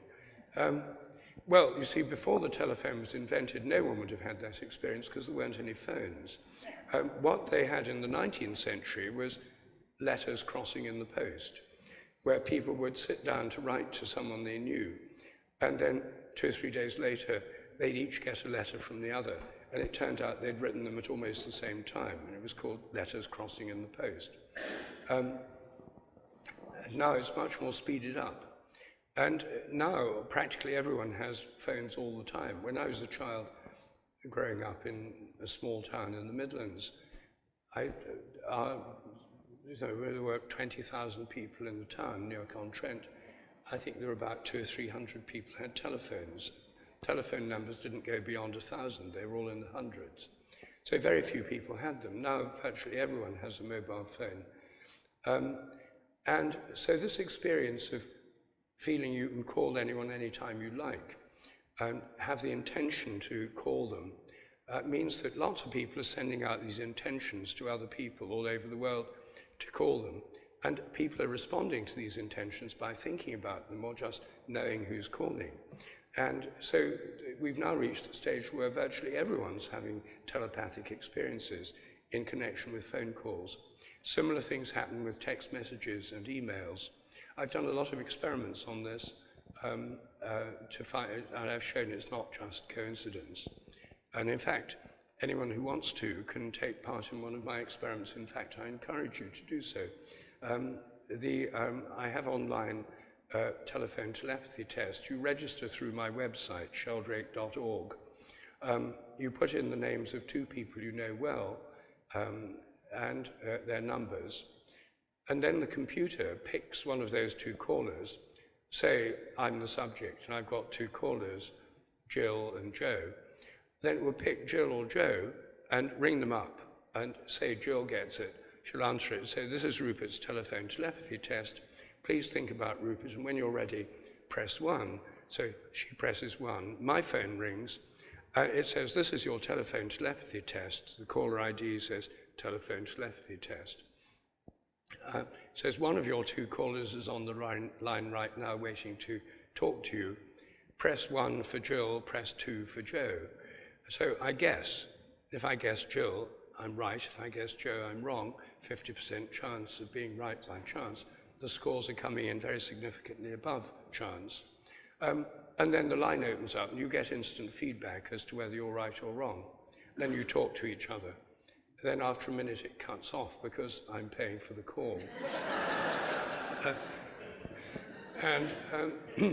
So actually these technologies in some ways have led to some people becoming more intuitive than they were before, because this telephone telepathy thing is by far the commonest kind. I've done surveys that show that over 90% of people have had this experience with phone calls, but with other forms of telepathy, it's more like 60 or 70%. So it's by far the commonest kind.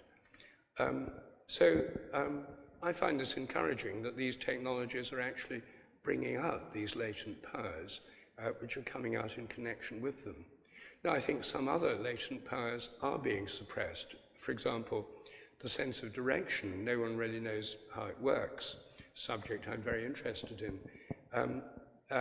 But most people are never going to develop a good sense of direction if they go everywhere with GPS systems, because there'll be no need to do it. It's a mixed picture. Some things will get better and others might get worse. Hi. Thanks so much. Over here. Hello. Oh, yes.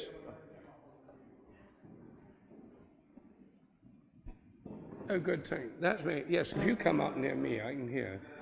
Should I do this as well? Thanks so much for a really... Use the microphone, yeah, so everyone else can hear. Thanks so much for a really expansive and insightful talk. There's a pretty compelling argument at the moment. We're about to enter, or our generation and the ones after us are going to enter a time of change, scarcity, potentially conflict. It's not totally proven. I'd like to believe otherwise. And I appreciate that if we all individually enter into more spiritual practice, that we'll be nicer people and we're less likely to sort of war with each other. But beyond that, on practical terms, are there certain areas of adopting spiritual practice or psychedelics or any of the areas you've talked about which offer humanity and the planet the greatest potential benefit in the challenges that we face? And also, what will bring that positive change about? Well, I wish I knew the answer to that question, because obviously it's something most of us think about most of the time, or at least some of the time. I think that I think one step is to recognize that we're interconnected with each other and interconnected with the planet. And that, after all, is a realization which is dawning on a lot of people now. I mean, when I was growing up, everyone just believed in progress. And when I first became a scientist, I believed in progress too. Science and reason and technology lead humanity to a brighter and better future. The only cloud on the landscape was sort of DDT and toxic chemicals. But most people didn't give a thought to the pollution caused by jet travel, carbon emissions, burning coal, burning gas, all these things. And then single-use plastic came, and it was just convenient. And most people just used it and thoughtlessly threw away tons of plastic every year. Well, we still do all these things. But now, people are becoming much more aware of the negative effects of these. I myself, I now think twice about going on planes. In Scandinavia, thanks to Greta Thunberg, they now have this thing called plane shame. And I think we should all have plane shame. It's one of the worst things I and everyone I know does, because you're emitting carbon fumes right into the atmosphere. Planes are extremely wasteful of energy. And right now, people are rewarded for flying more frequently, frequent flyer benefits. In fact, it should be exactly the other way around, frequent flyer taxes, people should be penalized for frequent flying. I think that this changing awareness, people are becoming more and more aware of single-use plastics. I mean, there's still far too many of them, but supermarkets are feeling they should at least show some signs of shifting towards non-wasteful use of plastics. So I think part of it is coming about through these changes in attitude. Extinction Rebellion's done a great deal to raise awareness of them. Now, of course, that's not going to stop the Indians and the Chinese building more and more coal-fired power stations, and the Chinese are building lots of them in their Belt and Road Initiative in dozens of different countries.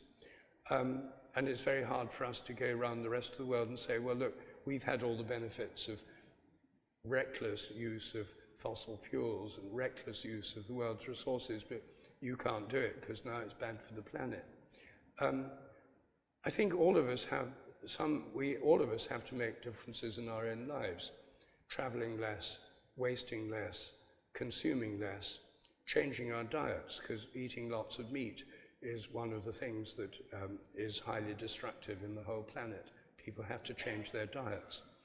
And lots of people are. I mean, the rise of the vegan movement in Britain is astonishing, and lots of people eat far less meat than they used to.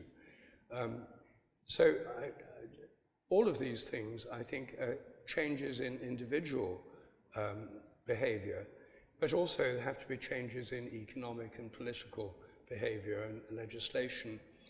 And, things like, some things, signs are good. I mean, the fact that wind power, offshore wind power is now cheaper than fossil fuels as of a few months ago is extraordinary good news, I think. And right now, these offshore wind farms produce so much electricity when it's windy, they have to shut them down because it would burn out the national grid. But actually, the next stage they're already talking about and should be doing something about soon is to have hydrogen-making plants where the electricity comes on shore. When there's too much, it's easy to make hydrogen. You put electrodes into water, salt water, and hydrogen and oxygen gas come off. And this could then be burned when there's not wind, or used to fuel jet planes or cars in a way that's not environmentally destructive. So there are technological possibilities.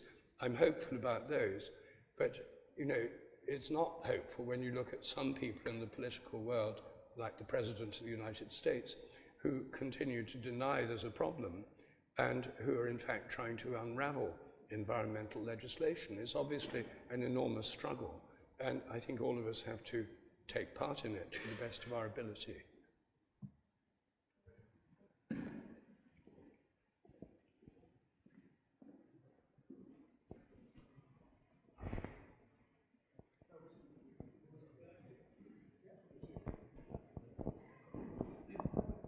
Rupert, can you hear me? No, I'll come here. The loudspeakers all point this way, and I can't hear from... Oh, if you come up here, Trevor, yes. My name's Trevor. I had a question. We're clearly interested in God. I just wondered if you thought God was interested in us. Oh, well, I think that, you know, it depends what view you have of God. I see God as sustaining all being from moment to moment, the ground of being, and also the root and source of all forms and patterns in nature, and also the source of all the energy in nature, breath, wind, air, energy, sunlight. I see God as in nature and also beyond nature. And we're part of nature, we're within God, and I think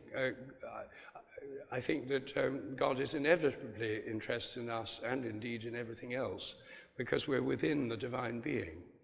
Now you see, this is a different view from a view that sees God as external to nature and only intervening occasionally. A view that came about in the 17th century. In the medieval theology, most people in the Christian world and in every other religious world assumed that God was in nature as well as beyond nature, a view that's called panentheism. God is everywhere and everything's in God. The idea was that we live in a living world. In the Middle Ages, plants had souls, animals had souls, the earth had souls, the planets were alive, the stars were alive, every star had its own intelligence, an angel that guarded it and looked over it and was its creative intelligence. When medieval people in England looked up into the sky, they didn't see lots of stars that were just hydrogen bombs obeying natural laws. They saw a living heavens filled with the presence and being of God, with every star a kind of intelligence. And in the 17th century, with the scientific revolution, all of nature became a machine, mechanical, made up of dead, inanimate matter, just working mechanistically. And then what role had God in this kind of world? Well, he didn't have much. His main role was to do with human morality, because the only thing that was open to God in the whole of nature were human minds, according to Descartes. Cartesian dualism split God from nature, so the whole of nature was inanimate and mechanical, including human bodies. And God, angels, and human rational minds were the only things that were non-material, and the only thing in the material world that wasn't material and that was open to God was the human mind. And God himself was supernatural or beyond nature. So there was an automatic nature going on automatically according to natural laws. God was outside nature, removed from it, accessible only through human minds, and acting only through human minds. Occasionally, it was believed in the past he intervened through miracles by suspending the laws of nature and interfering with the course of nature. But it was generally thought by by the 18th century, that was all in the past. That left very little room for God. God was extremely remote and had no particular reason to care for us. And then with the rise of deism in the late 18th century, people said, well, the universe needs a God to design the machinery and to fix the laws, but then once he's pressed the start button, he can just retire. So you had a God who had nothing to do with nature or humans. And then along came atheists and said, well, why bother with such a God in the first place? Let's just say the universe is eternal, then you don't need a God to start it off or to make up the laws of nature. Just get rid of God altogether. And that's what happened for many people. So I think if one has a view of God that's deistic or theistic in the mechanistic sense of theism, 17th, 18th century theology, God's outside nature, and it's not obvious why God would be concerned with what happens in nature. But if you have a view of God as immanent in all nature and in all minds and in all forms of consciousness, then it's a completely different view of being possible for God not to know what's happening. You know, I don't see any reason to assume that the divine, that bad things can't happen, because obviously bad things do happen. The universe was formed in a catastrophic explosion that disrupted its initial unity before the Big Bang. And there's been disruptive forces at work in nature ever since. That's part of evolution. They include collisions, explosions, suffering, decay, death, senescence, disease. All these things are part of the natural order. So I don't expect I don't think of God as a defective designer who didn't design nature properly, so why is there all this suffering in the world? So the view one takes very much depends on the kind of theology one has. And as I say, my own view is that, yes, that we're within the divine mind. Our own minds are within the divine mind. And indeed, they're part of the divine mind. I mean, the whole point of meditation, as I mentioned earlier, within the traditions that it's rooted in, is precisely to bring us into more direct conscious contact with that conscious ground of all things. Rupert, can you hear me? Oh, there you are, yes. Yeah. Thank you very much. It's Sam here. Yes. I don't think we've seen each other for at least 10 years, and I think you're looking very well on your combination of faith and science. So it gives me faith in your exposition. I wonder about, in relation to the last two questions, about denial and belief. It seems that belief is problematic because we can believe things that are just obviously not true, and we can believe them without much religious faith, as does Trump, it seems. He refuses to believe all kinds of things, perhaps even the impeachment. Can you say a little bit about the human mind in relation to denial and belief? Yes. Very nice to see you again, Sam. We used to be neighbours in Hampstead. Well, obviously belief can be false. There are lots of false beliefs, and I think one of those false beliefs is scientism, you know, belief in the mechanistic materialist worldview. I think it's a particularly harmful belief. The reason that I wrote these books about spiritual practices is because these practices are not primarily about belief, they're about experience. And I think that beliefs can mislead us, but experiences are much more reliable. You know, if you have an experience of love and, you know, connection, then you're feeling loving and connected and often behave accordingly. I think that the experiences are what it's primarily about, and I think that all religions really start from experience, not belief.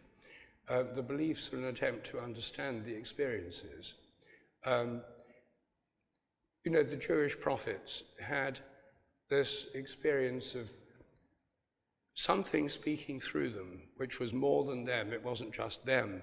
There was some some greater presence speaking through them.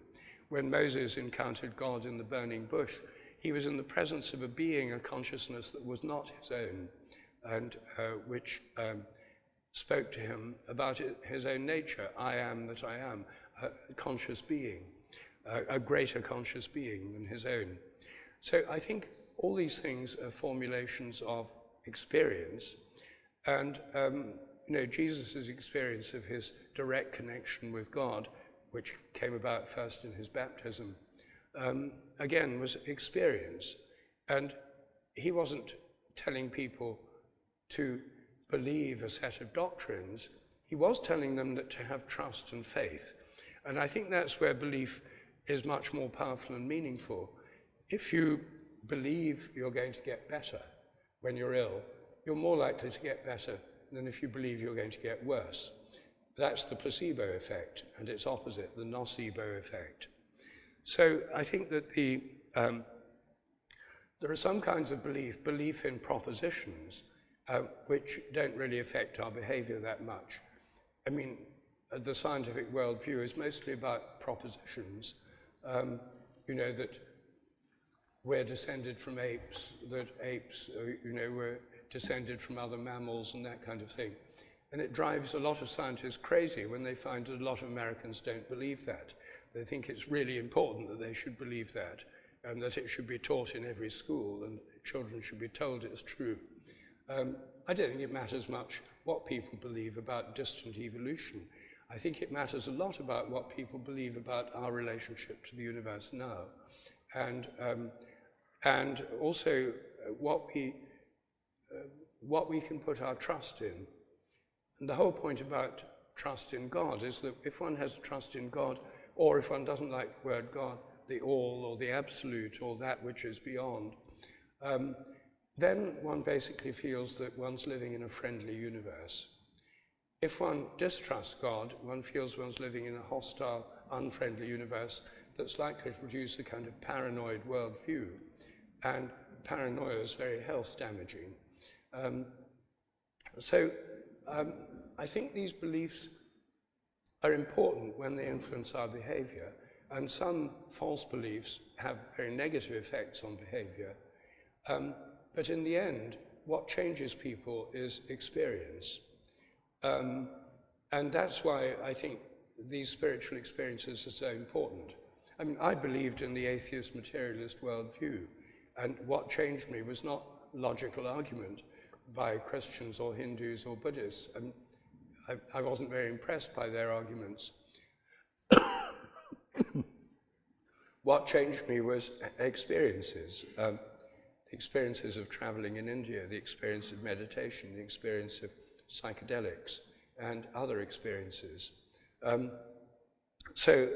I think it really comes back to experience being the key, and trust being a key as well, because unless you trust other people and trust in the future and trust you're going to get better, or trust that you live in a basically friendly world, then you won't have such a happy, successful, or healthy life.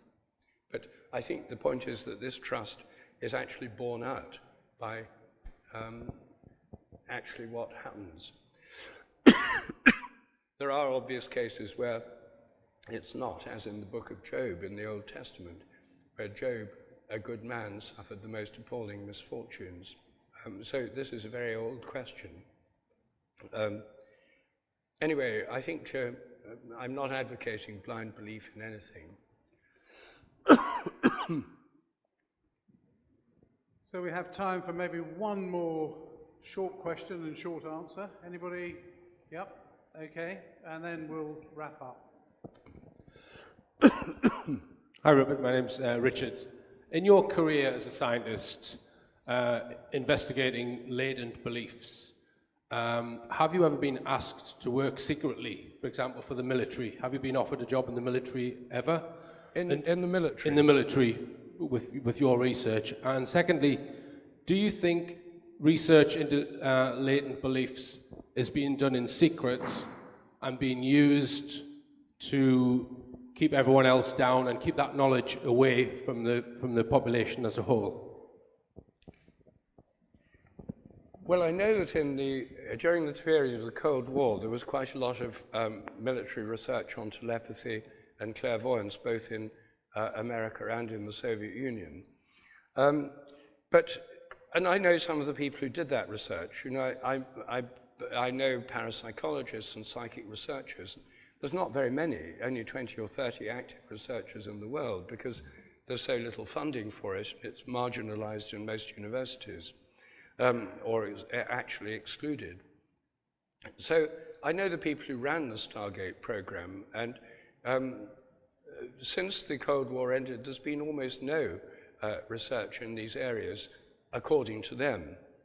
And you know, you might think in Britain, since I'm a well-known researcher in these areas, that I might have been contacted by the Ministry of Defence, and in fact I have. About 10 years ago, a chap I met at a conference of the Society for Scientific Exploration, which is a kind of open-minded science group. There was a chap there who was very keen on knowing what was going on, and he was a bit shadowy when you asked him what he actually did. I was convinced he was working for MI5 or something like that, you know, monitoring the leading edges of science. And then a year or two later, he asked if he could come and see me with a colleague of his from the Ministry of Defence. And so I invited them to lunch at my house in Hampstead, and they arrived wearing suits and ties with leather briefcases. And so I said to them, well, gentlemen, what can I do for you? And the man from the Ministry of Defence said, well, let me come straight to the point. He said, if terrorists learn to communicate by telepathy, could we intercept it? And I thought that was a good question, and so I said no, because telepathy works only between people who know each other very well. You couldn't just listen in, you wouldn't. And I said, and for that reason, I think terrorists would be well advised to set up telepathy training camps. Then, as you know, I wrote a book called The Sense of Being Stared At, about the sense of being stared at, and telepathy and premonitions. And then he said, do you think terrorists could train themselves? They had a conversation between themselves, and one of them said, you know, this would be a great development. You know, we could have this developed as a commercial product. And the other one said, yeah, there'd be a huge market with Homeland Security in the US. And so you could see their minds racing with the possibility of this new improved surveillance equipment that terrorists couldn't detect. And, you know, they got in touch with me afterwards and said, would I help with these experiments or help them set up experiments? And I mentioned it to one or two of my colleagues in psychical research. And they said, you know, you could probably get quite a lot done by working with them, but they said, we advise you not to do it, because if you do, they could classify all your research under the Official Secrets Act, and you'd then just be completely silenced. So I said no. I said to them, you know, I wish you well if you do this research, but I don't feel I can take part in it with you. But I haven't heard much more, and I very much doubt if there's much going on, because what I discovered about military organizations is that there are people who are very open to this in the military world, perhaps more so than much more so than in the academic world. On the other hand, there are also lots of skeptics and materialists in the military world who say it's all rubbish and a waste of public money. So even in the Cold War, there was a big debate went on in the Pentagon about this, and the skeptics almost won. So it's not as if they all think the same way, they don't. Just like in regular life everywhere else, there's a variety of opinions. So anyway, I myself, as far as I know, don't think there's much, if anything, going on in the military world along these lines. I may be wrong, but I know almost everyone who does research in this field, and are their friends. I know them well, and I'm pretty sure if there's anything going on, it's not very much, reassuringly. I think we'll call it a day. Rupert will be prepared to sell his books to you and to sign his books if you buy one. There are also some Fintry Trust books, Shrine of Wisdom books on sale. So if you would like to avail yourself of the opportunity to purchase them, do this at the end. So I'd just like to say a big thank you again to Rupert and to Sally and to the other speakers. I think we've had a tremendously rich and interesting and engaging evening, and so I ask you to put your hands together, and a big thank you for Rupert.